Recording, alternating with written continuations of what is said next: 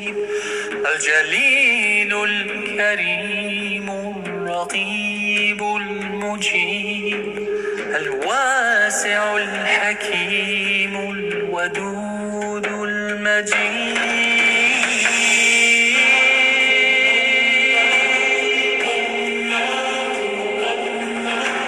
بسم اللہ الرحمن الرحیم.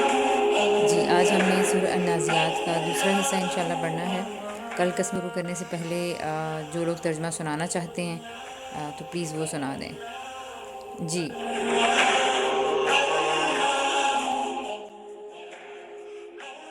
ہے یوم دن ترجفا اور جیم فا اس کا مطلب ہے ہلانے والی وہ زور سے.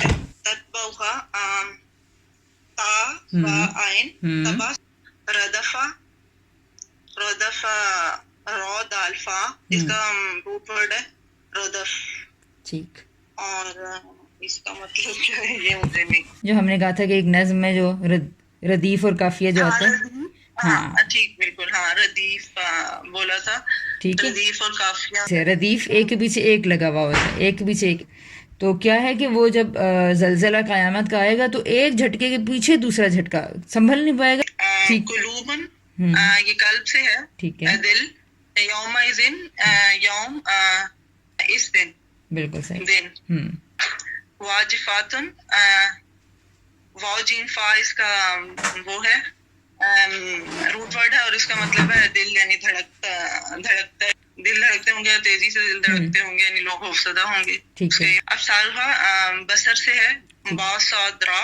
ابصارها ان کی نگاہیں حاشیتن حاشین عین حشی سے جسے کہتے ہیں نا کہ خشوع کے ساتھ نماز پڑھیں تو اس کا مطلب یہ ہے کہ اپنے آپ کو بندہ محسوس کرتے ہوئے, چھوٹا محسوس کرتے ہوئے ایک بڑے رب کے سامنے جھک جانا. تو جھکا ہوا ہونا, ٹھیک ہے, پست ہونا. تو یعنی اس دن نگاہیں کیا ہوں گی؟ جھکی بھی ہوں گی, پست ہوں گی. ویری گڈ, ماشاء اللہ, زبردست. یہ تو اتنی مشکل صورت تھی. اس کا میں نے پریکٹس کی ہے. اس کا تو میں نے صرف ایک ہی دفعہ دیکھا تھا. ویری گڈ, ماشاء اللہ, تھینک یو سو مچ. اچھا جی, اور کون سنانا چاہے گا؟ جس مرضی ہے سورہ کو سنا دیں. میں سورہ نبا کا سناؤں گی. بسم اللہ. اما کس چیز کے بارے میں؟ یتساءلون وہ آپس میں سوال کر رہے تھے. عن النبائی اس خبر کے بارے میں العظیم جو بہت بڑی تھی. ساتھ میں روٹ بتاتی ہوں جیسے آپ کو آسانی ہے. پہلے میں ترجمہ سنا رہی ہوں. ٹھیک ہے, ٹھیک ہے. الذی وہ جو ہم وہ فیہ اس میں مختلفون اختلاف کرتے تھے. کلا ہرگز نہیں. سیعلمون ان قریب وہ جان لیں گے. ثم پھر کلا ہرگز نہیں. سیعلمون ان قریب وہ جان لیں گے.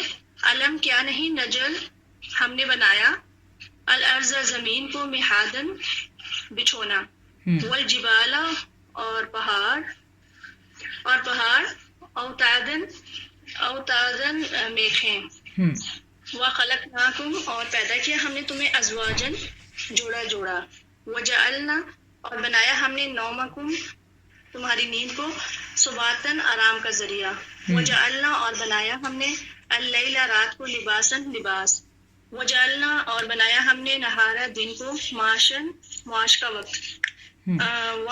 وبنینا اور بنائے ہم نے فوقکم اوپر تمہارے سبع سات شدادن مضبوط یعنی مضبوط آسمان. بالکل. وجعلنا اور بنایا ہم نے سراجن ایک چراغ. وحاجن بہت روشن. وانزلنا اور نازل کیا ہم نے من الموسراتی بدریوں میں سے مان پانی. سججا خوب برستے ہیں. ہاں, خوب برسنے والے. لنخرجا تاکہ وہ نکالے بھی اس میں حبن گلہ و نباتن اور نبات. وجنتن اور باغات. الفافن گھنے. انا بے شک یوم دن الفصلی فیصلے کا ہوگا. کانا ہے میقاتن ایک مقررہ وقت. یوم جس دن. ٹھیک ہے ریحانہ جی, تھینک یو سو مچ, بہت شکریہ, زبردست. اچھا جی, اوکے جی آگے چلتے ہیں پھر باقی انشاءاللہ کل کوئی سنانا چاہے گا تو ہم ان سے بھی سن لیں گے. مجھ سے تو سن ہی لیتی. ہاں نہیں اب آپ سے کل انشاءاللہ سنوں گی. اچھا جی چلیں آپ روٹ ورڈز بتا دیں. نازیات کا روٹ ورڈ. نہیں اس سے نبا میں سے نا. نہیں آپ نازیات کا روٹ ورڈ بتا دیں.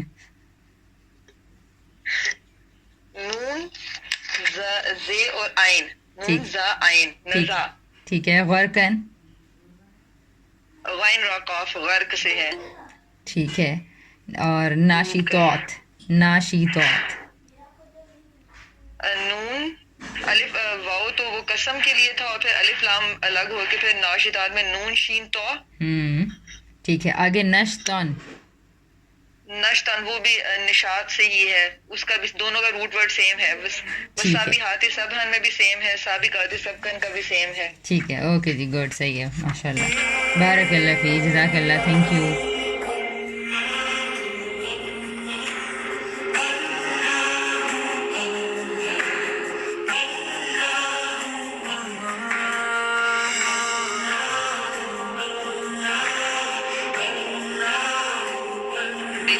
آپ کی جو ہے نا وہ لو قسموں پہ پکڑ نہیں کی جائے گی لیکن یہ اس کو کہا گیا کہ اتنا پسندیدہ نہیں ہے کہ بات بات پہ بیجا قسمیں کھانا. اور تو لیکن بہرحال جو قسم ہمارے ذہن میں جو بیٹھا ہوا ہے کہ شاید کسی مقدس چیز کی اور اس طرح سے کھائی جاتی ہے لیکن یہ یہاں پہ قرآن کو جتنا جتنا آپ پڑھیں گے آپ کو پتہ چلے گا کہ یہاں پہ ترجمہ اگر اس طرح ہم کریں نا کہ آسمان گواہی دیتا ہے, فجر گواہی دیتی ہے, یا اس طرح چلنے والی باتیں چیزیں اس بات پہ دلالت کرتی ہیں یا اس بات کی گواہی دیتی ہیں, ٹھیک ہے, تو وہ بات اور زیادہ واضح رہتی ہے. یعنی یہ اس پہ دلیل ہے. اس طرح سے ترجمہ کر کے کریں گی تو پھر آپ اور بھی زیادہ غور و فکر کرتی رہیں گی کہ اس بات کے اوپر اس چیز کی قسم کیوں کھائی گئی ہے.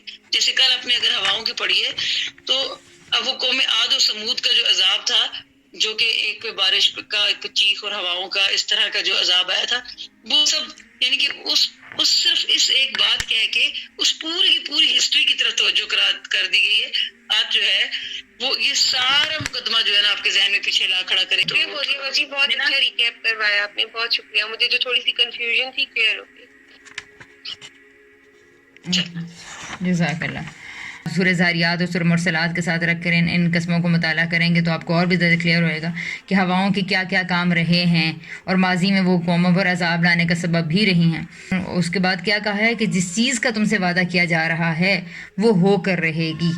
ٹھیک ہے, یہ وہ مجھ سے ملے بات بالکل کنیکٹ کرے گی اس سے آگے. یہ نہیں کہ اب قسموں کے بعد نیا ٹاپک کو شروع ہو گیا, نہیں, وہ کیا چیز ہے جو ہو کر رہے گی. ترجمہ ایک دفعہ پڑھتی ہوں کہ تند اور نرم ہواؤں اور بادلوں کے عجائب اور تصرفات کو شہادت میں پیش کر کے قریش کے جو لیڈرز ہیں ان کو آگاہ کیا جا رہا ہے کہ تمہیں جس عذاب سے ڈرایا جا رہا ہے اس کو بعید از امکان نہ سمجھو کہ یہ عذاب نہیں آ سکتا. اللہ تعالیٰ جب اس عذاب کو لانا چاہتے ہیں تو اس کے لیے کوئی خاص اہتمام اس کو نہیں کرنا پڑتا. وہ اس کی ہواؤں اور اس کے بادلوں کے تصرفات کی جو تاریخ موجود ہے اور جو تمہیں سنائی جا چکی ہے, اگر اسی سے سبق حاصل کرو تو وہی تمہارے لیے کافی ہے کہ تم اپنی اس قوم سے واقف ہو جس کے اوپر ہواؤں نے کیسا عذاب نازل کر دیا تھا اور وہ خس و خاشاک کی طرح اڑتے پھرتے رہے اور اس دنیا سے مٹ گئے. تم سے کہیں زیادہ طاقتور اور قومیں زمین پر بسی ہیں جن کو خدا نے اپنی ہواؤں ہی کے ذریعے سے خس و خاشاک کی طرح اڑا دیا. اچھا, اس کے بعد ایک اور بھی اس میں تھوڑا سا وہ بڑا ایک لطیف سا اشارہ ہے کہ آپ یہ دیکھیں کہ موسیٰ علیہ السلام کی قوم کے اوپر جب آیا تھا عذاب آیا تھا تو اللہ تعالیٰ نے ہواؤں کو اس طرز میں چلایا تھا کہ وہ سمندر اس ہوا کے زور نے سمندر کے پانی کو بالکل الگ کر دیا تھا. تو ایک طرح کی ہوا موسیٰ علیہ السلام کی قوم کے لیے چلی تو سمندر میں راستہ بن گیا, اور دوسری طرح جب اس کو روک دیا اس فرعون کے لیے وہ ڈوبنے کا سبب بن گئی. تو یہ بھی تاریخ کے اندر کلوز ہے جو کہ قریش مکہ کو اچھی طرح سے پتہ تھا کہ پچھلی قوموں کے ساتھ کیا ہوا ہے. اچھا, اب ان کو جب الرٹ کر دیا, ان کو یہ متنبع کر دیا یا ان کو اویئر کر دیا, تو اب اس کے بعد کہا جا رہا ہے یوم ترجف الراجفہ. وہ دن کس طرح سے ہوگا؟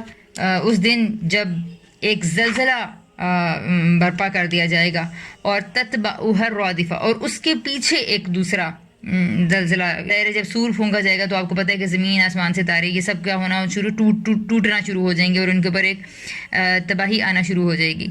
اور پھر اس کے بعد جو نفخ ثانی ہے وہ ہوگا. تو یعنی ایک کے بعد ایک زلزلہ ہوگا. پھر اس دن لوگوں کے ساتھ کیا حالت ہونی شروع ہوگی؟ قلوب یومئذ واجفہ، اور دل اس دن کیا ہوں گے؟ ہوا ہوں گے، دھڑکتے ہوئے ہوں گے. یعنی کس سے؟ خوف کے مارے.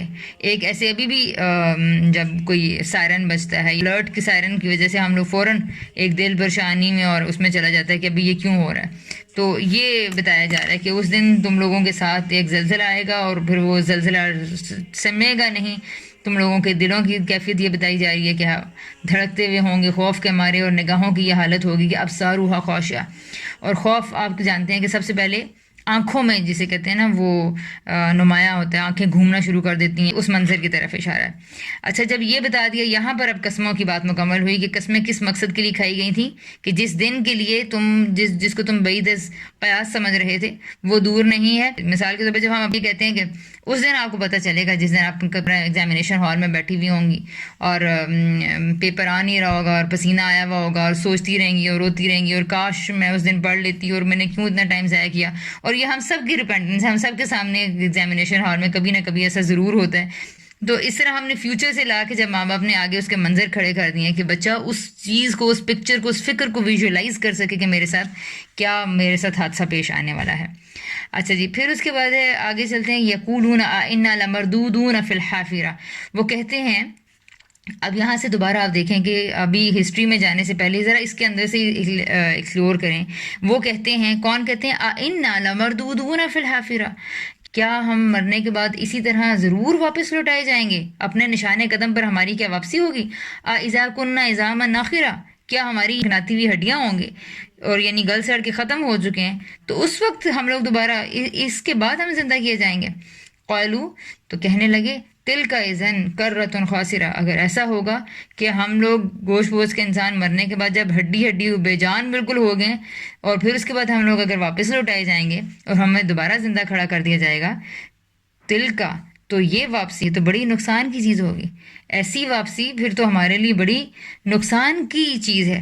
تو اس میں دو اس انداز کے اندر ایک تو یہ پتہ چل رہا ہے کہ تضحیق جو ان کی تھی کہ انسان دیکھو جی خدا کو ایک طرح سے جسے کہتے ہیں نا خدا کے مقابل سرکش بن کر کھڑے ہو گئے ہیں اور یہ کہہ رہے ہیں کہ شاید جیسے انسان اور فصلیں تو کام کر لیتی ہیں، لیکن اس لیے اللہ تعالیٰ آگے کئی جگہوں پہ فصلوں کی بھی دیتے ہیں کہ یہ بھی تو چورا چورا ہو کر دیکھتی نہیں ہو کہ زمین دوبارہ جاگ اٹھتی ہے، بنجر زمین ہوتی ہے، بارش آتی ہے، وہ پھر زندہ ہو جاتی ہے. تو تمہیں انسانوں کے اس میں کیا تردد ہے کہ ان کو دوبارہ واپس نہیں لوٹایا جا سکے گا یا ان کو دوبارہ اللہ تعالیٰ پیدا نہیں کر سکتے؟ تو ایک تو ان کی اس انداز کے اندر سے ان کا تعجب پہلی چیز ہے. اگر میں اس کا ایک دفعہ سادہ ترجمہ پڑھوں، یہ لوگ کہتے ہیں کہ کیا مرنے کے بعد ہم اسی طرح واپس لوٹائے جائیں گے؟ کیا اس وقت جب ہم لوگ مر کے ہڈیاں ہو چکے ہوں گے، کیا اس وقت اگر ہم لوگ واپس لوٹائے جائیں گے؟ اور اگر ایسا ہی ہوگا تو پھر تو یہ لوٹنا ہمارے لیے بڑے نقصان اور خسارے کا سبب ہے. تو یہ وہ انداز تھا ان کا جس میں کہ پہلے ان کے پس منظر کی طرف خود بخود قرآن انگلی اٹھا کے بتا رہا ہے کہ وہ لوگ مذاق میں پڑے ہوئے تھے، تعجب میں پڑے ہوئے تھے، ان کو حیرت تھی آخر اللہ تعالیٰ اسے کیسے کر لے گا.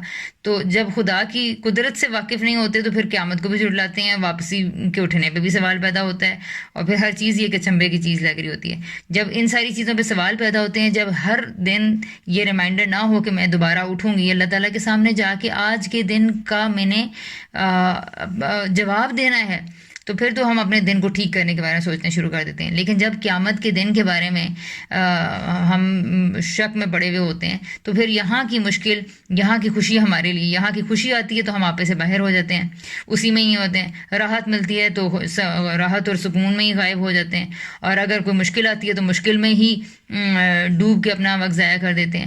تو یہ ساری طرح کی چیزیں کیوں ہوتی ہیں کہ آخرت کا دن ہمارے سامنے نہیں ہے. اگر آخرت کا دن، قیامت کا دن ہمارے سامنے ہو تو پھر تو ہم یہ سوچیں کہ یہ نعمت جو آج مجھے ملی ہے اس کا مجھ سے حساب ہونا ہے اور یہ مجھ سے واپس بھی لے لی جائے گی. اور اگر مجھے آرام اور راحت اور عیش ملا ہے تو پھر میں کہوں گی کہ اس کو میں کس پروڈکٹیو کام میں لگاؤں تاکہ مجھ سے میرا مواخذہ کم سے کم ہو. اور اگر کوئی مشکل آئی ہے تو میں کہوں گی کہ یہ تو وقتی مشکل ہے، اصل میں تو یہ اس لیے ساروں سے ہی سب سے ہی زندگی لے لی جائے گی اور آخر مجھے خدا کے حضور جانا ہے، اور اصل نعمتوں کی جگہ تو وہاں ہے، مجھے یہاں اس لیے مجھے کم دیا گیا کہ مجھے آخرت میں وہاں پر شاید کچھ چیزوں کو وہاں پہ برابر ہونا ہے، وہاں ریوارڈز برابر ہونے ہیں۔ اس کے بعد ہے جی نیکسٹ پیراگراف، فَإِنَّمَا هِيَ زَجْرَةٌ وَاحِدَةٌ، سو یہ مذاق اڑاتے ہیں تو سن لیں، یہ بس ایک ہی ڈانٹ ہوگی، فَإِذَا هُمْ بِالسَّاهِرَةٍ۔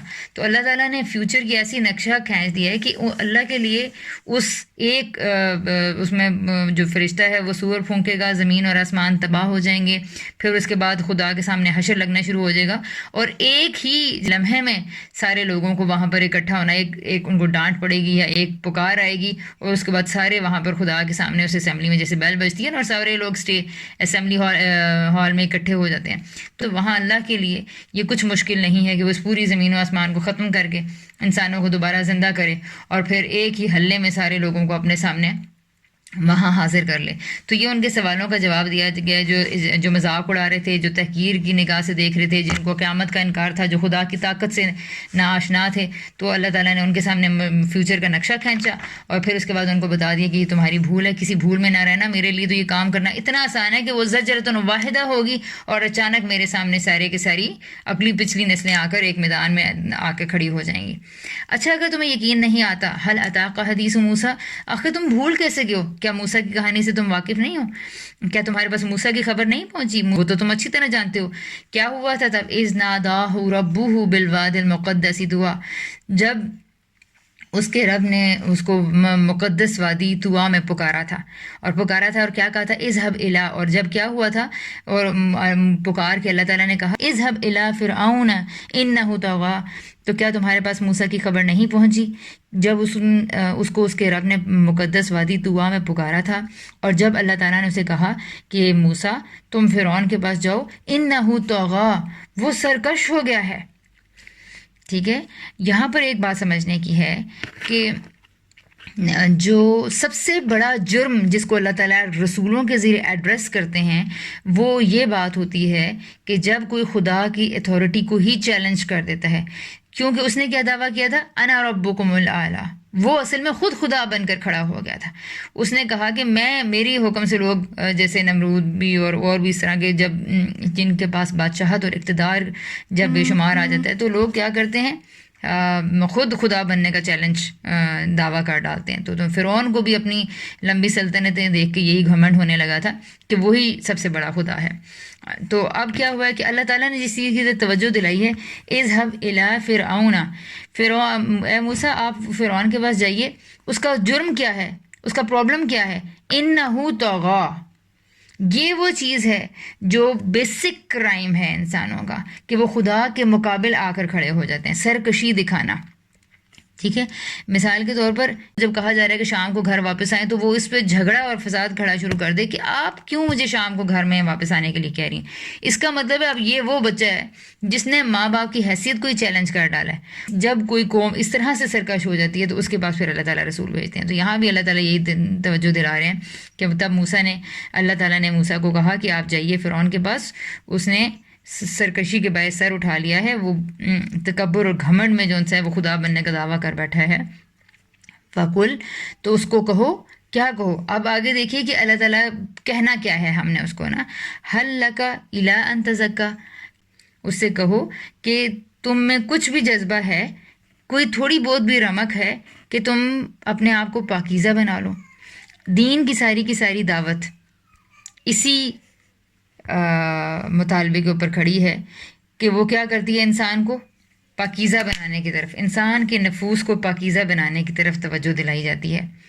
اچھا، ہم لوگ کیا کرتے ہیں؟ ہم لوگ دعوت دینا شروع کریں گے تو کہیں گے کہ اس کو بیٹھنے کا طریقہ نہیں آتا، اس کو بات کرنے کا طریقہ نہیں آتا، اس نے کل نماز چھوڑ دی تھی، مردوں کو داڑیاں رکھواؤ، اور ان کے ڈریسنگ ٹھیک نہیں ہے کر رہے ہیں۔ تو ہمارے ہاں جو دعوت کے موضوعات ہیں، وہ وضو ہے، وہ تیمم ہے، وہ دعوت و تبلیغ میں ہم لوگوں کو لے کے جانا شروع کر دیں گے۔ ہمارے ہاں دعوت کا موضوع جو اس طرح کی چیزیں ہو جاتی ہیں جو کہ بعض اوقات بالکل کلچرل ہوتی ہیں، بعض اوقات وہ صرف ان کا تعلق کسی اخلاقی برائی سے بعض اوقات ہوتا ہی نہیں ہے۔ تو ہمارے ہاں اس طرح کی چیزیں ہیں۔ یہاں ہمارے ہاں کوئی یہ نہیں کہے گا کہ سب سے بڑی دعوت سچائی کی ہونی چاہیے، سب سے بڑی دعوت عدل کی ہونی چاہیے، ایمانداری کی ہونی چاہیے، کلیئرٹی کی ہونی چاہیے۔ تو بیسیکلی سب سے پرائمریلی جو ہمارا ہدف ہونا چاہیے وہ یہ کہ ہم خود کو کس طرح پاکیزہ بنا سکتے ہیں. اب یہ دیکھنا چاہیے، ایک داعی کو یہ دیکھنا چاہیے کہ ہمارے مخاطبین کے اندر ایسی کون سی برائیاں ہیں جن کا تعلق جن کے ہونے کی وجہ سے انسان کی پاکیزگی بے مثال کے طور پر آنچ آتی ہے. جو ہم اپنے لیے جو گائیڈنس لیں گے وہ یہ کہ اگر میں صدقہ کر رہی ہوں جیسے، لیکن مجھے میرے اندر غریب کے لیے نفرت ہے، اس کے لیے اس کے بستر پہ بیٹھنا یا اس کو اپنے ساتھ بٹھانا یا اس سے ہاتھ ملانا میرے لیے اہم نہیں ہے، تو اس کا مطلب ہے کہ میرا دل پھر پاکیزہ نہیں ہوا، بھلے میں نے 1 لاکھ روپے دے دیا، ٹھیک ہے نا. تو میرا دل پاکیزہ اس لیے نہیں ہوا کہ میرے دل میں تو ایک نفرت بیٹھی ہوئی ہے، میرے دل میں تو اپنے بڑائی کا زوم بیٹھا ہوا ہے میرے اندر. اچھا بعض اوقات ہو سکتا ہے غریب کے لیے کوئی وہ نہ ہو، نفرت نہ ہو، آپ اس سے بات بھی کر لیں، اس کو بلا کے کچھ پیسے بھی دے دیں، لیکن اس کے بعد اگلی چیز کیا ہے کہ آپ اپنے آپ کے ہم نے اپنے اندر صدقہ دے کے ہم نے اپنے اندر یہ گمان بٹھایا ہوا ہے کہ میں بہت اعلیٰ ہوں اور میرے پاس اتنے پیسے ہیں اور میں اتنے اور اتنے غریبوں کی مدد کرتا ہوں. اب اس کا مطلب ہے صدقہ پھر میرے لیے پاکیزگی کا سبب نہیں بن رہا. تو میں نے یہ دیکھنا ہے کہ کوئی بھی کام کرنے کے بعد آیا میں اپنے آپ کو پاکیزہ بنا پائی ہوں. بعض لوگ بڑے سخی مشہور ہوتے ہیں لیکن ان کی کریڈیبلٹی، یہ غریب صرف ان سے سودا ہی لینے کے لیے جاتے ہیں، یہ نہیں ہوتا کہ وہ ان کے اخلاق سے متاثر ہوتے ہیں یا ان کے کردار سے وہ سبق سیکھنا چاہتے ہیں، ایسا نہیں ہوتا، ٹھیک ہے. اچھا پھر اسی طرح بعض اوقات لوگ بڑے نماز پڑھنے والے ہوتے ہیں، بعض لوگ بہت نماز ذکر ہر وقت تسبیح بھی ہاتھ میں ہوگی، ورد بھی چل رہے ہیں، وظیفے بھی ہو رہے ہیں، لیکن بات کریں گے تو گالم گلوچ، مسلح اٹھائیں گے تو کبھی پڑوسن کی برائی شروع، کبھی دوسرے کے گھر میں بات کریں گے تو ایسی کر دیں گے کہ دوسرے کا کوئی منفی پہلو کسی کے سامنے لا کے کھڑا کر دیں گے اور تاکہ دوسرے کا دل بھی اسے بدگمان ہو جائے. تو نمازیں پڑھنے کے باوجود اگر ہمارے دل پاکیزہ نہیں ہو رہے، صدقہ کرنے کے باوجود اگر ہمارے دل پاکیزہ نہیں ہو رہے، اچھا خدا پر ایمان لانے کے باوجود اگر ہمارے اندر کہیں یہ گمان بیٹھا ہوا ہے کہ شاید اللہ کے سوا کوئی اور بھی سن سکتا ہے، اگر میرا بیٹا نہیں ہو رہا تو شاید مجھے کہیں دھاگا باندھنے سے مجھے بیٹا مل جائے گا، تو چلو ایسا کر کے دیکھ لیتے ہیں، یا چلو کوئی میں کسی سے کوئی وظیفہ لے کر آتی ہوں، کوئی تعویذ لے کر آتی ہوں، شاید میرے گھر کے حالات ٹھیک ہو جائیں، شاید میرے گھر میں بھی پراسپیرٹی آ جائے. اس کا مطلب ہے کہ جب آپ نے ایک خدا کی جگہ متعدد خداؤں کو جگہ دے دیا تو پھر وہاں پر سراسر شرک کو تو اللہ تعالیٰ نے رجس کہا ہے، گندگی کہا ہے، ظلم عظیم کہا ہے، ٹھیک ہے. تو یہ وہ ساری چیزیں ہوتی ہیں جس میں دیکھنا ہے کہ کوئی بھی کام جو آپ کرنے لگے ہیں تو میں نے اپنی اصلاح کس طرح کرنی ہے. میں نے دیکھنا ہے کہ میرے دل کے اوپر اس بات کا کیا اثر ہے. یعنی اپنے آپ کو بہت، اس میں ہم اپنی بہتری کا سفر بہت اچھا کر سکتے ہیں اگر میں اپنی توجہ اپنے دل کی طرف کر لوں کہ اس نیکی کو کرنے کے بعد میری کیفیت کیا ہے، میں کیسا فیل کرتی ہوں، ٹھیک ہے. تو کل وہ ایک مولانا وحید الدین کی کوٹ میں پڑھی تھی کہ the greatest success in the world is, کہ جب آپ مریں تو آپ کے دل میں کسی کے لیے کوئی نیگیٹو فیلنگ نہ ہو. دس از دا گریٹسٹ سکسیس، کہ آپ کا دل لوگوں کے لیے اس قدر صاف ہے، کسی سے کوئی بدگمانی، کسی کے لیے کوئی نیگیٹیوٹی آپ کے دل میں نہیں ہے. تو کیوں انہوں نے کہا، پہلے مجھے تعجب ہوا کہ دوسروں کے لیے کوئی، تو میں نے اپنے دل کو ٹٹولا کہ میرے لیے کیا کس کے لیے میرے دل میں کوئی نیگیٹو فیلنگ ہے. تو اب مجھے اس کی غور کرنے کے لیے اس کے اوپر پتہ چل رہا ہے. آپ کو پتہ ہے مولانا وحید الدین تو کیسی دین کی روح پہ اور کمال بصیرت کی بات کرتے ہیں نا. تو بیسیکلی یہ توجہ تھی اس طرف کہ پاکیزہ دل لوگوں کو اللہ تعالیٰ نے کہا ہے کہ قد افلح من زکاہا، جس نے اپنے نفس کو پاکیزہ کر لیا تو وہ میرے پاس کامیاب اور کامران ہو جائے گا اور ابدی نعمتوں کا مستحق ٹھہرے گا. تو یہ اشارہ تھا اس بات کی طرف کہ اس نے اپنے دل کو اس درجے میں پاکیزہ بنا لیا. ایک صحابی کی وہ حدیث بھی ہے نا کہ جس اس کے اٹھ کے جانے کے بعد کہا کہ اگر کسی نے جنتی کو دیکھنا ہو تو اس کو دیکھے. تو پھر ایک صحابی ان کے پیچھے جاتے ہیں، وہ کہتے ہیں تو میری جیسے نماز روزہ کرتے ہیں. پھر ان سے پوچھتے ہیں تو وہ کہتے ہیں کہ میں سونے سے پہلے اپنے دل میں سے سارے گرجز یا سب کو معاف کر کے یا سب کے کوئی بھی کسی کے لیے میرے دل میں کوئی گناہ کا دورت ہو تو وہ ختم کر کے سوتا ہوں. شاید یہی ایک عمل ہے جو میں الگ کرتا ہوں، باقی ظاہر میں تو میرے سارے اعمال وہی ہیں، مطلب بیسک نماز روزہ. تو یہ اتنی اللہ کے ہاں یہ اتنی بڑی چیز ہے کہ ہمارا دل مطلب لوگوں کے ساتھ ان سے جو ہے ان کدورت سے اور اس چیز سے پاک ہو جائے. ٹھیک ہے جی. اچھا پھر اس کے بعد اب ہم نے کچھ اپنی ان آیتوں کو سامنے رکھ کے کہ برے سے برے انسان کو بھی جو دعوت دی جا رہی ہے وہ تزکیہ کی دی جا رہی ہے. اگر آپ قرآن پاک کے کنٹینٹ کا مطالعہ کریں جہاں پر اللہ تعالیٰ کہتے ہیں کہ میں نے آیات تو ایک پیغمبر تم میں آیا ہے اور وہ کیا کرتا ہے کہ یتلو علیہم آیات ہی، وہ اللہ تعالیٰ کی آیات ان پہ تلاوت کرتا ہے، ان کو یعلمہم الحکمہ، ان کو حکمت سکھاتا ہے، ویزکیہم، اور ان کو کیا کرتا ہے ان کے ذریعے، قرآن کتاب کی آیتوں کے ذریعے اور حکمت کی ان کی تلاوت کے ذریعے وہ ان کو پاکیزہ بناتا ہے۔ تو یہ وہ پیغمبروں کا اصل ہدف ہے، اصل میدان ہے جس کے لیے وہ آتے ہیں، لوگوں کو پاکیزہ بنانے کے لیے۔ وہ لوگوں کو معاشرت سکھانے کے لیے نہیں آتے، وہ لوگوں کو لباس کے آداب سکھانے کے لیے نہیں آتے، وہ لوگوں کو بزنس اسٹریٹجیز بتانے کے لیے نہیں آتے، وہ لوگوں کو ملکوں کا نظام دینے کے لیے نہیں آتے کہ آپ سیاست ایسے اور ایسے اور ایسے کریں۔ وہ گائیڈ لائنس دیتے ہیں جس کی وجہ سے کوئی بھی نظام، کوئی بھی انسان، کوئی بھی معاشرہ پاکیزہ کیسے بن سکتا ہے۔ ایک پیغمبر کی تعلیم ان باتوں پر مبنی ہوتی ہے۔ لیکن ہمارا پرابلم کیا ہے؟ ہم لوگ نبی پاک صلی اللہ علیہ وسلم کی باتوں کو یا پیغمبروں کی باتوں کو یا قرآن کی باتوں کو اس پیراڈائم میں دیکھتے ہی نہیں ہیں کہ یہ ہمارے نفسوں کو پاکیزہ کرنے کے لیے ہیں۔ اگر ہم لوگ یہاں سے مطالعہ شروع کرتے ہیں، ہم یہ کہتے ہیں کہ اس نے چوری کی ہے تو اس کو سزا دو، ٹھیک ہے، اس کا ہاتھ کاٹ دو، کسی نے بدکاری کی ہے تو اس کو کوڑے پڑنے چاہیے، اور جو غلط کر رہا ہے اس کو سزا ملنی چاہیے۔ جس نے صدقہ کیا اس کو دنیا میں جو ہے نا وہ اتنے 100 زیادہ گنا ملے گا، اور میں نے یہ صدقہ کیا تو میری میرے رزق میں برکت ہوگی، میں نے یہ صدقہ کیا، میں نے وہاں پہ دیا تو میری فصل اس دفعہ بہت اچھی ہوئی ہے، اور میرے بچے نے میری بات مان لی۔ تو اب یہ ہم نے کیا کیا؟ یہ تو پاکیزہ بنانا ہے۔ ہم اپنی نیکیوں کا محور ہم نے کیا رکھا ہوا ہے؟ ہم نے اپنی نیکیوں کو اس لیے تو استعمال ہی نہیں کیا کہ وہ میرے دل کو، میرے نفس کو پاکیزہ بنائیں۔ ہم نے اپنی نیکی کو لنک کیا ہوا ہے کسی ریوارڈ کے ساتھ یا کسی پنشمنٹ کے ساتھ۔ میں نے یہ کیا تو یہ ہو گیا، اچھا ہوگا، اور میں نے برائی کی تو میرے ساتھ یہ برا ہو گیا۔ یہ تو دنیا کا ایک نظام ہے، یہ تو ایک سیٹ آف ٹربلز ہے جو لائف میں آتا ہی رہے گا۔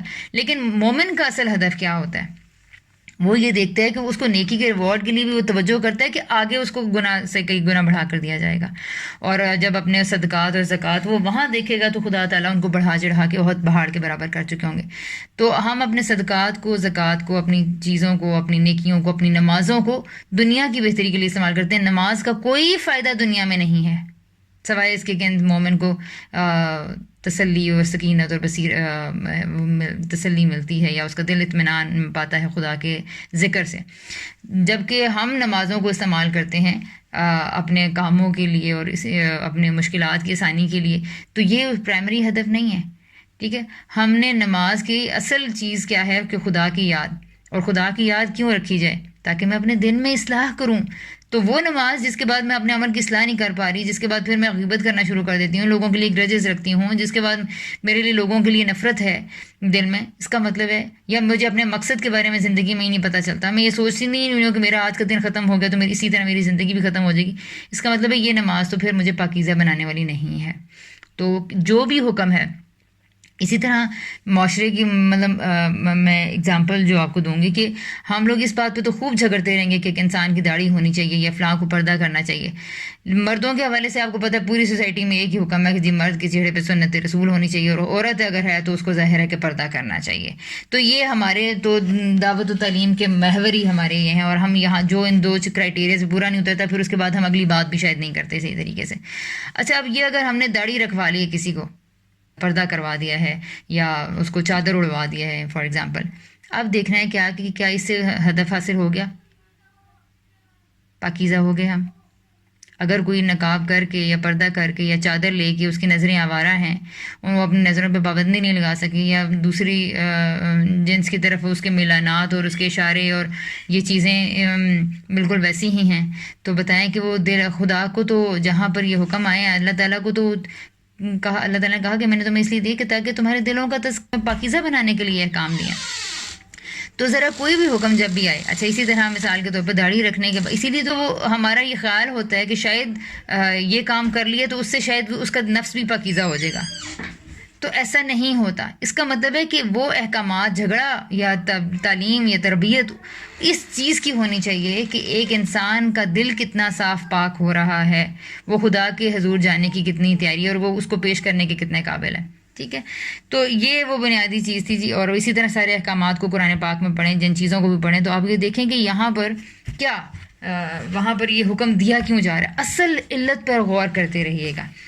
اچھا تو یہاں پر اب یہ دین کی بنیادی دعوت کے بعد کہ کل حل لک الا ان تزکا، تو اسے کہو کہ کیا تیرے لیے کچھ تھوڑی بہت بھی نمک ہے کہ تم پاکیزگی کی طرف آ جاؤ، پاکیزگی کی طرف آ جاؤ۔ وَأَهْدِيَكَ إِلَىٰ رَبِّكَ فَتَخْشَىٰ، اور میں تم کو تمہاری اہدیہ کا ہدی، ٹھیک ہے، روٹ ورڈ ہے، میں تمہیں راہ دکھاؤں کس کی طرف؟ اِلَىٰ رَبِّكَ، تیرے رب کی طرف، فتخشا کہ تو اسے ڈرے۔ یہاں بہت خوبصورت ایک اور بات ہے، جتنی دین کی پوری دعوت بیان ہوئی ہے جس طرح 18 میں، آیت 18 میں، اب 19 میں کیا کہا جا رہا ہے کہ آخر یہ کام ہوتا کس طرح ہے؟ یہ فتخشا کہ ایک انسان خشیت کی جگہ پہ آ جائے، ایک انسان ڈر کی جگہ پر آ جائے، یہ کیسے ہوتا ہے؟ اچھا دیکھیں، یہ اس کے اندر ایک کلو پڑا ہوا ہے کہ کسی بھی انسان کے اندر خدا کا ڈر پیدا کرنے کے لیے جو راستہ ہے وہ کیا ہے؟ الا ربک، رب کی طرف، یعنی کہ جو رب کو جانتا ہے نا صحیح طریقے سے، اس کے اندر یہ خشیت آپ سے آپ پیدا ہوگی۔ لیکن اگر کوئی رب کے صحیح تعارف سے ہی ناآشنا ہے، اگر کسی کو یہی معلوم نہیں ہے کہ خدا زندہ کرے گا، یا اس کا ایمان رب پہ ہی ٹھیک نہیں ہے، خدا کی اتنی قدرت ہے کہ وہ پتھر میں سے کیڑے کو نکال سکتا ہے، خدا کی اتنی قدرت ہے کہ وہ مردہ زمین کو زندہ کر سکتا ہے، خدا کی اتنی اس کی طاقت یا اس کے پاس اتنی قدرت ہے کہ وہ ہڈیوں کو دوبارہ زندہ کر دے گا، خدا اتنا سمیع ہے کہ کونے میں بھی میری آواز کو سن لے گا، یا خدا اتنا بصیر ہے کہ وہ کسی اندھیرے میں، کسی دور دراز کی جگہ میں، کسی کونے خدرے میں، زمین کی تہوں کے اندر وہ ہمیں دیکھ رہا ہے، ہمارے اعمال کو دیکھ لیتا ہے۔ اچھا پھر اس کے بعد اس کی وہ اتنا جسے کہتے ہیں کہ قدیر ہے اور اتنا عزیز ہے کہ میرے دل کی لاکھ پر جو پرتیں ہیں ان کے اندر چھپے ہوئے چھوٹے سے چھوٹے کسی گند کو یا نفرت کو یا نیگیٹیوٹی کو یا کسی کے لیے میرے اندر برا گمان ہے، بری فیلنگز ہیں، تو وہ ان کو جانتا ہے۔ تو وہ ہر وقت جب وہ خدا کی ان صفات کو اچھی طریقے سے جان لیتا ہے نا، تو وہ اپنے دل کو ہر وقت ایک طرح سے خدا کے سامنے رکھنے کی کوشش میں ہوتا ہے کہ اللہ تعالیٰ اب یہ چیز میرے اندر ٹھیک نہیں ہے، میں نے یہ تو کر لیا لیکن میرے دل صاف نہیں ہو رہا، میں نے فلاں نیکی کے کام کر لیے ہیں، لیکن اس کے بعد میں اپنی کیفیت کو دیکھوں کہ یہ مطلب میں اپنے آپ کو پاکیزہ کتنا بنا پائی ہوں۔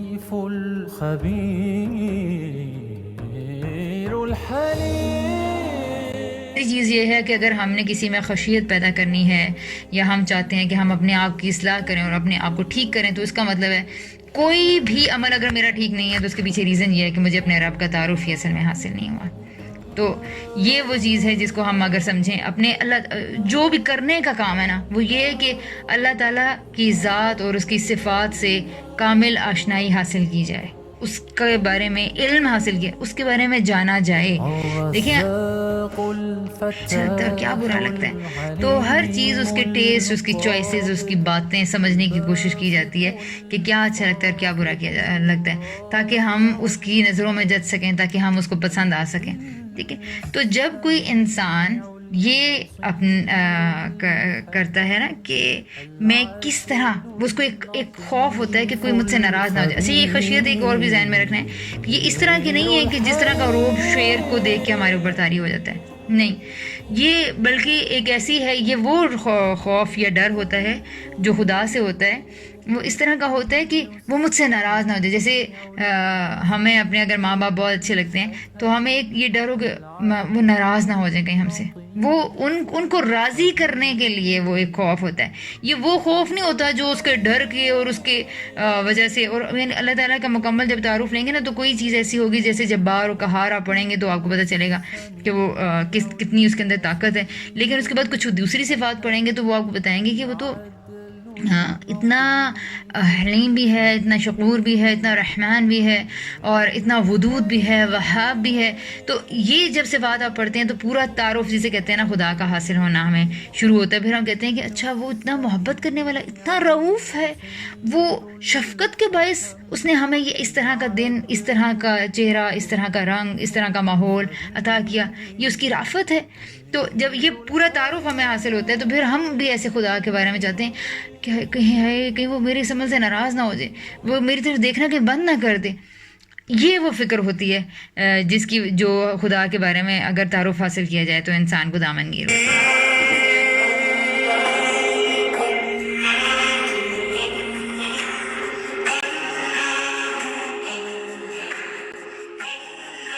اچھا پھر اس کے بعد ہے فَأَرَاهُ الْآيَةَ الْكُبْرَى. پھر کیا ہوا اس کے بارے میں جو فرعون کے پاس جو موسیٰ علیہ السلام گئے ہیں، اللہ تعالیٰ کہہ رہے ہیں کہ تم جاؤ اس کے پاس، کیا تم کو تمہارے پروردگار کی راہ دکھاؤں کہ تم اس سے ڈرو. اس نے فرعون کے پاس جا کر اسے بڑی نشانی دکھائی. کیا دکھائی؟ نشانی وہی جو اس کی سانپ والی عصا والی نشانی تھی. فَأَرَاهُ پھر دکھائی، آرا دیکھنا، رَآهُ اس کو دکھائی، آیا نشانی کو کہتے ہیں، اور کبرا بڑی. پھر اس نے اس کو ایک بڑی نشانی دکھائی، لیکن اس کا رسپانس کیا ہوا؟ وَكَذَّبَ وَعَصَىٰ. اس نے دیکھ بھی لیا لیکن اس نے جھٹلا دیا. کیوں؟ کیونکہ جب ہم ایک بندے کو دو بچوں کی لڑائی بھی ہو جاتی ہے نا، تو وہاں پہ بھی اگر پتہ چل جائے کہ اس کی غلطی تھی اور وہ غلطی ثابت بھی ہو جائے کہ بیٹا میں نے تو آپ کو خود دیکھ لیا تھا آپ کیا کر رہے تھے، آپ میرے سامنے جھوٹ کیوں رہے، تو پھر بھی وہ ضد اور سرکشی میں وہ نہیں انسان مانتا، اس کی اتنی انا ہرٹ ہوتی ہے.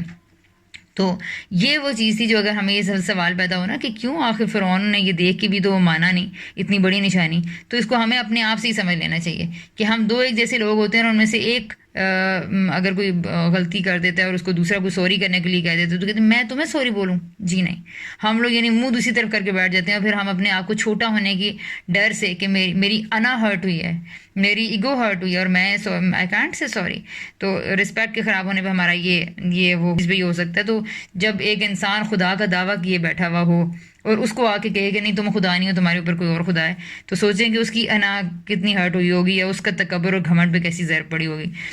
تو کیا ہوا جی؟ فَكَذَّبَ اس نے جھٹلا دیا، وہ عَصَىٰ اور عَصَوْا نافرمانی کو کہتے ہیں، تو عین صادیہ اور اس نے نافرمانی کی، وہ نہیں مانا. ٹھیک ہے. اچھا پھر اس کے بعد کیا ہے؟ ثُمَّ أَدْبَرَ يَسْعَىٰ اور پھر اس کے بعد اس نے پلٹ گیا، اور اس کے بعد اس نے کہا میں تمہارا مقابلہ کروں گا، اور اس نے بالکل موسیٰ علیہ السلام کی بات کو اہمیت نہ دی، اور اس نے اپنی سرگرمیاں پلان کر لیں کہ یہ تو میری اسٹیٹ میں جو یہ قبضہ کرنے کے لیے آیا ہے، میں جادوگروں کو بلاؤں گا، یہ کروں گا وہ کروں گا. تو اس طرح کی چیزیں اس نے اپنی ایکٹیویٹیز کو پلان کیا.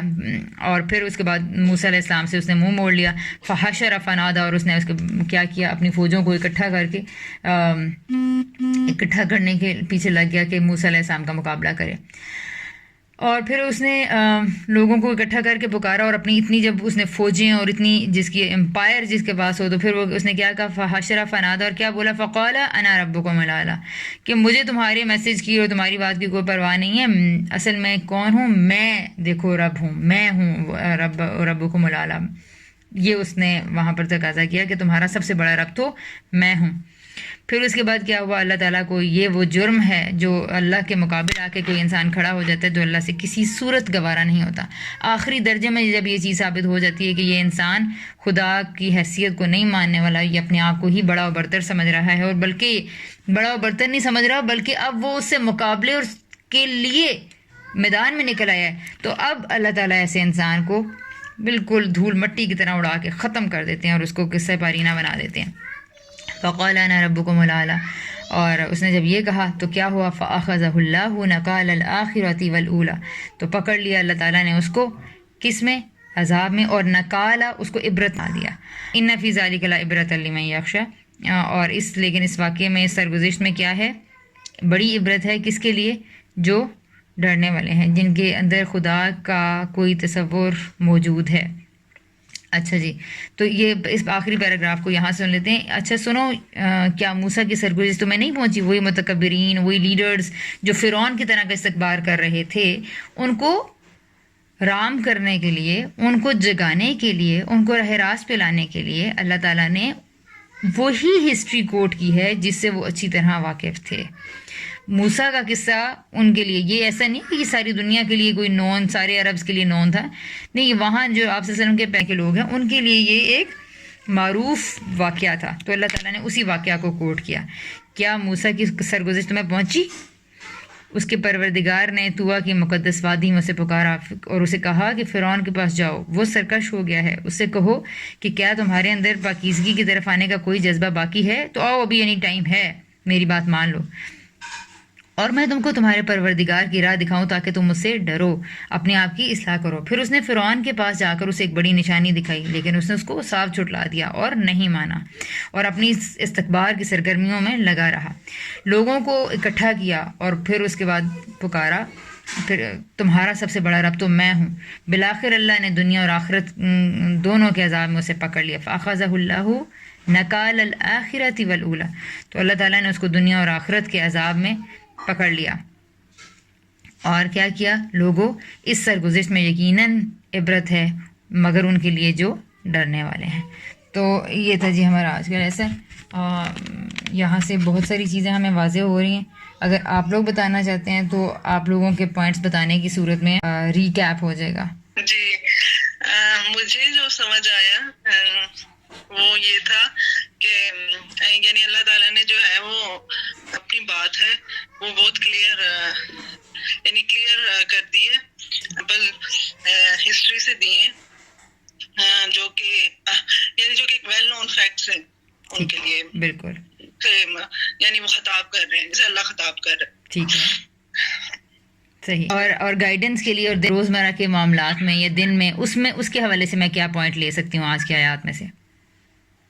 اس کے لیے یہ ہے کہ یعنی ہمارے جو دین یا اسلام کا مقصد جو ہے وہ یعنی پاکیزگی کا حصول ہے. مخاطبین وہ تو ویسے یعنی کہ قریش مکہ ہے لیکن obviously ہمارے لیے بھی اس میں میسج ہے کہ اللہ کی خشیت اللہ یعنی اللہ کا ڈر اور یعنی اس ڈر کی وجہ سے اپنے اندر پاکیزگی لائیں گے. یعنی کہ یہ دو مین مقاصد ہیں جو بیسک ہیں جو کہ ہمیں حاصل کرنے اور باقی چیزیں اس کے بعد آ جاتی ہیں. پاکیزہ بنانے میں اگر ہم لوگ اپنے لیے ایز کرنا چاہتے ہیں نا کہ کس طرح، تو میں نے دیکھنا ہے کہ کیا ظاہری اور جسمانی بدنی طور پر میں پاکیزہ ہوں. پھر اس میں اپنے لباس کا، اپنے ظاہر کا، اپنے گھر کا، اپنی جگہ کا، ظاہری سارے اپیرنٹ فیکٹرز آ جائیں گے جن میں نے اپنی پاکیزگی کو چیک کرنا ہے.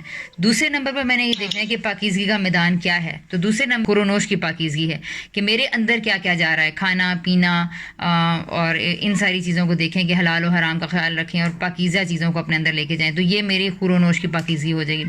تیسرے نمبر پہ جو میری پاکیزگی کا ہدف ہونا چاہیے وہ میرا اخلاق ہے، وہ میری سوچیں ہیں، وہ میرا کردار ہے، وہ میری سیرت ہے کہ مجھے دیکھنا ہے میری زبان سے نکل کیا رہا ہے، میری سوچیں سوچ کیا رہی ہیں، میری آنکھیں دیکھ کیا رہی ہیں، میری زبان سے کیا چیز باہر آ رہی ہے. جب میں بات کرتی ہوں تو کیا جھوٹ بول دیتی ہوں، کیا میں بات کرتی ہوں تو لوگوں کے بارے میں منفی باتیں ڈسکس کرتی ہوں، کیا میں لوگوں کی غیبتیں کر رہی ہوتی ہوں، کیا ہم لوگ چغل خوری کر رہے ہوتے ہیں، جب میں سودا تول رہی ہوتی ہوں تو کیسی تول رہی ہوتی ہوں، آفس میں ڈیوٹی کر رہی ہوتی ہوں تو کیا پوری کرتی ہوں، بچوں کی تربیت کر رہی ہوں تو کیا اچھے طریقے سے کر رہی ہوں.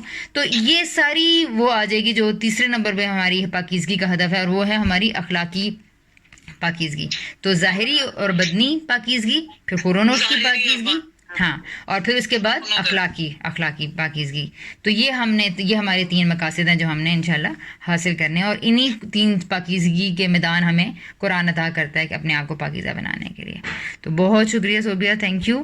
اچھا کسی اور نے بتانا ہے ورنہ پھر ہمارا ٹائم ہو گیا ہے تو ہم وائنڈ اپ کریں. میں ایک بات پوچھنا چاہ رہی ہوں کہ جیسے ابھی بات ہوئی تھی کہ ہم ظاہری چیزوں پہ بہت زیادہ فوکس، مطلب کہ ہمارا یہ ہو گیا آج کل کا ایک ڈائلما کہہ لیں کہ ہم ظاہری چیزوں پہ فوکس کرتے ہیں. تو اسی طرح جیسے نماز ہے تو نماز میں بھی ہمیں اسی چیز پہ جو ہے نا لوگوں کے کوشچن بھی، کبھی کوئی ٹی وی پروگرام دیکھے تو یہی ہو رہے ہوتے ہیں کہ کیا نیل پالش سے وضو ہو جاتا ہے، سر کور کرنا ہے، ٹکنے شلوار یہ وہ، تو انہی چیزوں پہ زیادہ فوکس ہوتا ہے. لیکن اب جیسے میں اپنی بیٹی کو یا ہم نے جیسے ہم نماز پڑھنا شروع کری تو ہمیں بس یہ تھا کہ جی نماز پڑھنی ہے بس ہم پڑھ لیتے تھے. کبھی نہیں سوال آیا تھا کہ کیوں پڑھ رہے ہیں، یا بس ایک بات یہ سنی ہوئی تھی کہ نماز برائی و بے حیائی سے بچاتی ہے. لیکن پھر بھی مطلب کبھی کچھ اس طرح کے کام کر رہے ہوتے تھے تو سوال دماغ میں یہ آتا تھا کہ یار یہ میری نماز تو میں ابھی نماز پڑھ کے اٹھی ہوں، اس نے تو مجھے برائی سے بچایا ہی نہیں ہے. تو اچھا اب اسی طرح جیسے اب ہمارے بچے ہیں تو میری بیٹی جو 11 سال کی ہے اس نے جب نماز شروع کی تو اس کو جب بتایا گیا تو وہ بالکل ٹائم پہ اپنی نماز ہو کر اس نے پڑھ لیتی تھی. لیکن اب کچھ عرصے سے اس کو یہ بات، وہ سوال ہر وقت کرتی ہے مجھے تو نماز پڑھنے کا کوئی فائدہ ہی نہیں ہے، میں کیوں نماز پڑھوں، اور وہ یہ کہہ کے چلی جاتی ہے. پہلے وہی جو باقاعدگی سے نماز پڑھ رہی تھی اب وہ یہ سوال کر کے چلی جاتی ہے کہ میری تو اللہ نے دعا ہی نہیں سنی، میں کیوں نماز پڑھوں. تو پلیز اس کو اگر میں اپنی بیٹی کو پھر کیسے سیٹسفائی کروں کہ بیٹا آپ کیوں نماز پڑھ رہی ہیں. دیکھیں جب تک بچے سے بات نہیں کریں گے نا اس کے سامنے پہلی چیز ہے کس طرح کے سوال رکھنے چاہیے کہ آپ نماز پڑھتی کیوں ہیں، پہلے کیوں پڑھنی تھی، پہلے اس سے ذرا ڈیٹا کلیکشن لی جائے، اس کے ذہن میں کیا سوچیں. جب تک اس کی پوری ذہنیت میرے سامنے نہیں آئے گی کوئی سجیشن نہیں دی جا سکتی.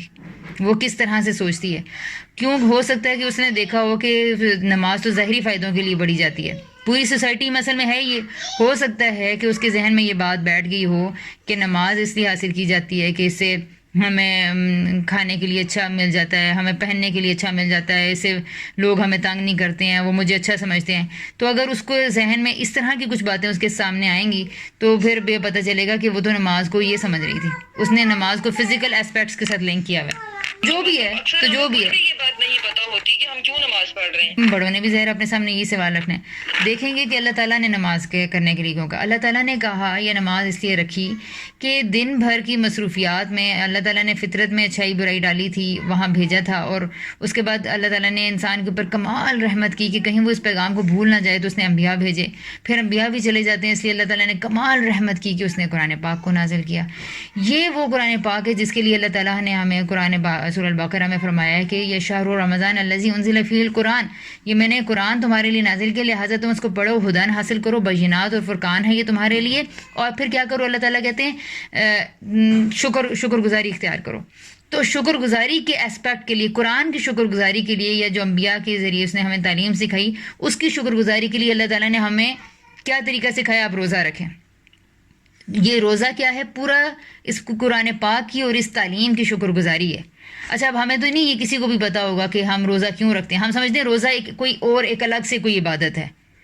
تو یہ بیسیکلی یعنی شکر کے لیے آیا ہے کہ جو مجھے خدا نے ہدایت سے نوازا ہے اس کی شکر گزاری کے لیے. اور پھر اگلا ورڈ کیا تھا, تکبر, اور تو اس کی بڑائی بیان کرو تاکہ روزہ رکھے. ٹھیک ہے کہ اس نے کیا کمال اس نے انسانوں کے ساتھ شفقت کا معاملہ کیا ہے. تو اب یہ ہے کہ اسی طرح اس نے جس طرح کتاب نازل کی, ساتھ اس نے کچھ لازمی چیزیں بھی نازل کر دیں کہ کہیں تم میری یاد کو کسی طرح بھول نہ جاؤ. تو اس نے کم سے کم درجے میں ایک چیز کو لازم کر دیا ہمارے لیے, اور وہ یہ تھا کہ دن میں 5 وقت کی نماز.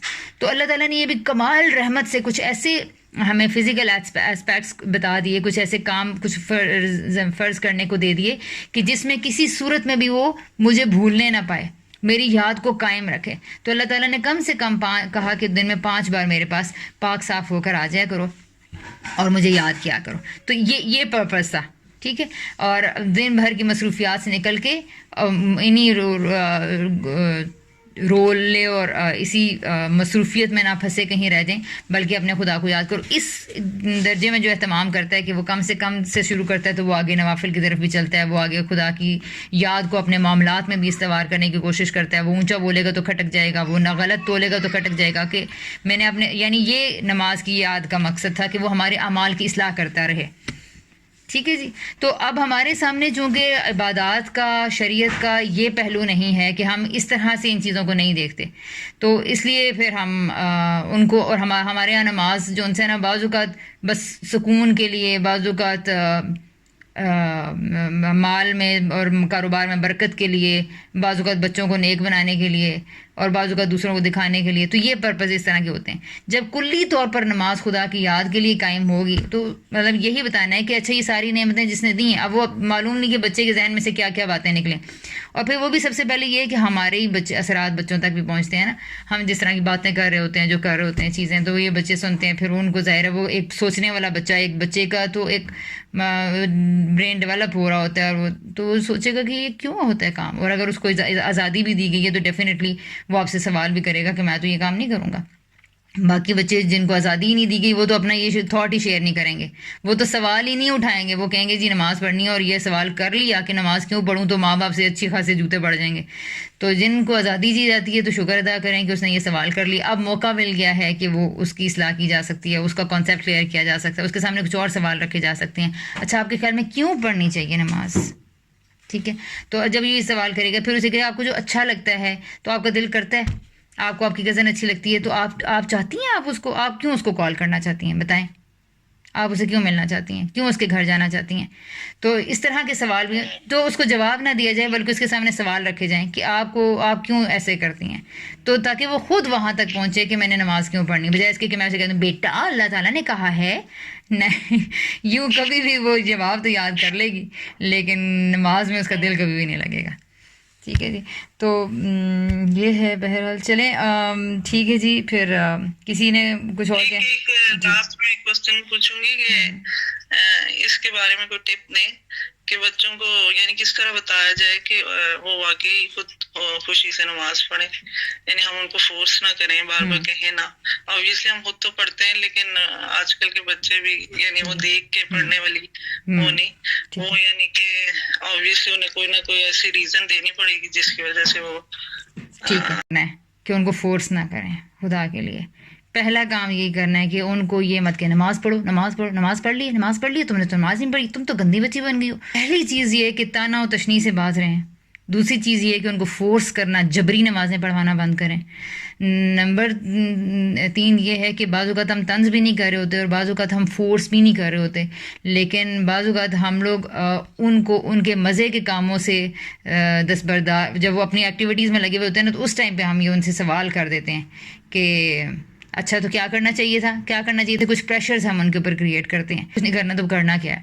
کرنا صرف یہ ہے کہ ان کے سامنے کچھ سوالات رکھے جائیں. جب بچہ آپ سے کوئی بات کر رہا ہے یا کوئی اس طرح کا سوال لے کر آ جاتا ہے یا کوئی پرابلم لے کر آ جاتا ہے کہ میرا یہ ٹوائے ٹوٹ گیا ہے یا بابا کیوں نہیں آ رہے، میں نے تو پارک جانا تھا، تو جب اس طرح کی کوئی چیز اگر یا اس طرح کا کوئی مشکل وہ لے کر آتا ہے تو وہاں پر اس طرح سے اس کے اندر اس کے سامنے ایسی بات رکھی جائے، خدا کی کوئی ایسی صفت اس کو انٹروڈیوس کروائی جائے، یا اس کے اندر کوئی ایسا کہ دیکھیں اگر یہ ٹوائے ٹوٹ گیا تو کتنے سارے اور ٹوائز تو ہمارے پاس پڑے ہیں، جس سے اس کے اندر شکر گزاری کی فیلنگ آئے. اس کی کبھی آنکھوں کا ذکر کیا جائے، کبھی ہمارے جسم کا، کبھی زمین کا، کبھی موسم کا، کبھی خدا کی نشانیوں کا.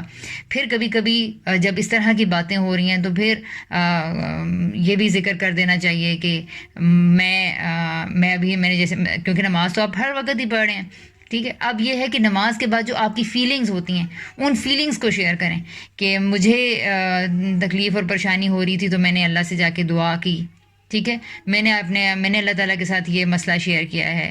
اس طرح کی جو آپ کی فیلنگز ہیں، جو آپ کو لگتا ہے کہ جو نماز پڑھنے کے بعد آپ کے اندر پیدا ہوتی ہیں خدا کے حوالے سے، کہ چھوٹی ایسی باتیں یہ اگر ہم کریں گے تو اب اس کا ایک ذہن بننا شروع ہوگا کہ مشکل آتی ہے، خوشی آتی ہے تو یہ ماں باپ کیوں خدا کے سامنے چلے جاتے ہیں. پھر اس کو تجسس ہوگا کہ خدا کے سامنے کیوں جانا ہے. اب مزید کچھ کوشچن سامنے آئیں گے. تو پہلی چیز یہ کہ گفتگو کا سلسلہ شروع کیا جائے بچے کے ساتھ. 5 منٹ 10 منٹ جتنا ٹائم وہ جس وقت وہ فوکسڈ ہوتا ہے، جس وقت وہ آپ کے ساتھ اٹیچ ہوتا ہے، جب آپ اس کو سلا رہی ہیں اس وقت. اور ایسا نہیں ہے کہ بچہ 7 سال کا ہو گیا تو بات کرنا شروع کریں. چھوٹا سے چھوٹا بچہ جیسے آئمہ بھی ہے تو اس کے سامنے بھی میں بات کرنا شروع کر دوں. یا ہم جیسے کوئی دعا مانگ رہے ہوتے ہیں تو جیسے کل رات کو مجھے کہتی ہے ماما پتہ ہے دعا کریں ہماری سائیکل جلدی ٹھیک ہو جائے. تو میں اتنی حیران ہوئی کہ اس کو دعا کرنا، مطلب میں تو اس کے سامنے اس طرح سے اس کو کبھی میں نے یہ نہیں کہا کہ دعا کرو اور یہ نا. تو پھر میں نے جب اس نے یہ کہا تو میں نے فوراً کہہ دیا اللہ تعالیٰ آئمہ کی سائیکل ٹھیک ہو جائے.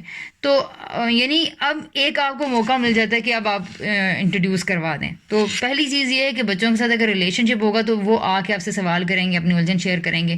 پھر وہ آپ سے کبھی کہہ پائے گا کہ میں نماز کیوں پڑھوں ماما، بتائیں. اب آپ کو موقع ملے گا کہ آپ اپنی بات اس کے سامنے رکھیں. تو بہت ہی گریجول وے میں رول ماڈلنگ تو ہو رہی ہے، بس اچھے کوسچنز اس کے سامنے لائے جائیں گے تو انشاءاللہ وہ خود بخود اس کی طرف سوچنا شروع کر دے گا. ایسی کوئی چیزیں آتی ہیں، مثال کے طور پر جمعہ ہے، ٹھیک ہے، یہ جیسے نماز کوئی ایسی نماز ہوتی ہے جس میں بچے ساتھ جاتے ہیں، تو اب ایسا کریں اس ایک ٹائم میں اس کو ساتھ لے جائیں.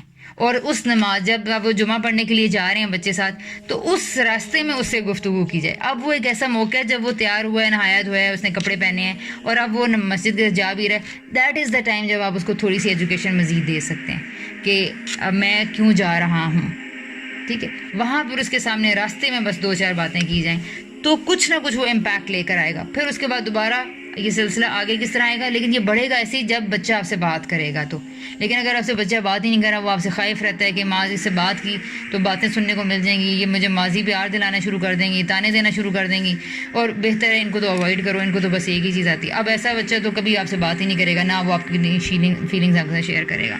تو یہ اس طرح سے ایک طریقہ کار ہو سکتا ہے. جی باجی آپ کیا چیز ایڈ کرنا چاہ رہی ہیں؟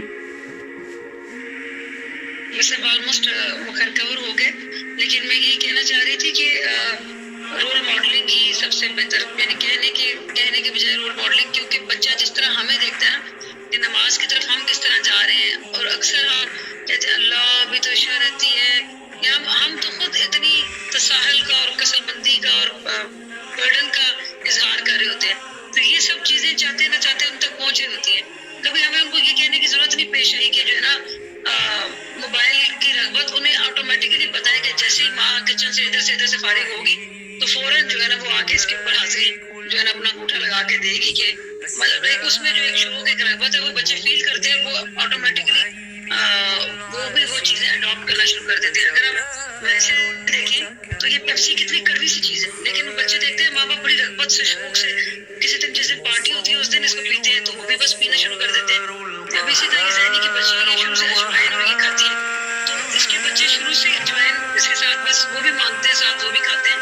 तो कहने का मतलब ये कि कहने से ज्यादा जो वो हमारी कैफियत यानी अगर हम अपनी नमाज बेहतर बनाते जाएंगे, अगर हमारी नमाज का ताल्लुक इस तरह का रगबत वाला शौक वाला होता जाएगा तो उनका भी मतलब काफी हद तक इस तरह का हो जाएगा। लेकिन जब हम हमारे लिए खुद ही वो सिर्फ एक रिचुअल है, रस्म है, और नमाज एक ऐसी चीज है जिसमें मेरा ख्याल है हर कोई अपनी नमाज पे हर वक्त गौर फिक्र करते ही रहता है और उससे गैर मुतमईन ही होता है कि कैसे यार मैंने क्या किया है, इतनी जल्दी उछलत में पड़ी है, आज तो मेरे ख्यालात ये थे, हाजिर मैं सही नहीं थी, ये जो भी आपका। तो जितनी हमारी अपनी नमाज बेहतर होगी और हम जितना मुश्किल आसानी में फौरन इसकी तरफ गैर महसूस तरीके से लपकेंगे, उसी तरह वो चीज बच्चे में भी आहिस्ता आहिस्ता ट्रांसफर होती जाएगी। तो रोल मॉडलिंग अल्फाज से ज्यादा रोल मॉडलिंग जो है ना वो रोल प्ले करेंगे। हमारे अपने हिसाब पे नमाज का बोझ है तो हम बच्चे को कैसे रिलीव कर सकते हैं इससे।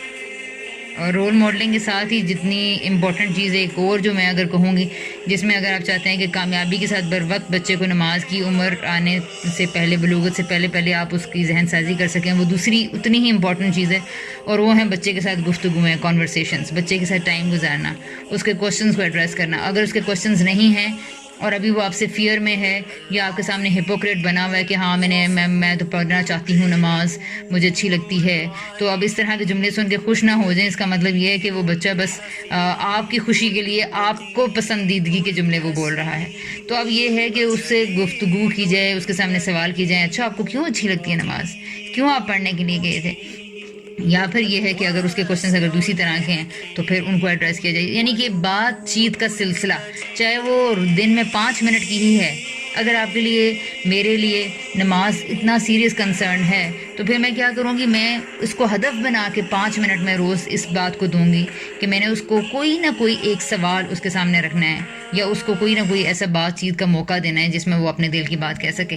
अब क्या होता है कि ये एक उसका अपना थॉट प्रोसेस शुरू करते हैं। हमेशा जो तालीम है या जो लर्निंग है वो 2 वे प्रोसेस है, वो कभी भी एक नहीं है कि बस एक बंदा बोलता जाए। और हमारे सर तो हर क्लास में ये कहते हैं कि वो सबसे नाकाम क्लास होती है जिसमें सिर्फ एक बंदा बोल रहा होता है। तो ये 2 वे प्रोसेस जो लर्निंग का है, इसका स्विच ऑन करें, अपने बच्चे के साथ रिलेशनशिप डेवलप करें। और इसमें ज़ाहिर है बहुत मुश्किल होती है, मैं जानती हूँ, तो बस बहुत आसान जगह से कर लें। 1 मिनट 2 मिनट कोई एक बात कंसंट्रेशन के लम्हात बच्चे को देना शुरू करें। फिर इंशाल्लाह देखें अगर उसके अंदर अच्छी चीज़ें सोच पैदा होनी शुरू हो गई है तो फिर वो हर बात हर मसला आपके पास लेके आएगा, देन यू कैन एड्रेस। तो और आप अपने फिर फीलिंग्स को शेयर करें नमाज के हवाले से और इस सारी चीज़ों से। ठीक है जी, तो थैंक यू सो मच।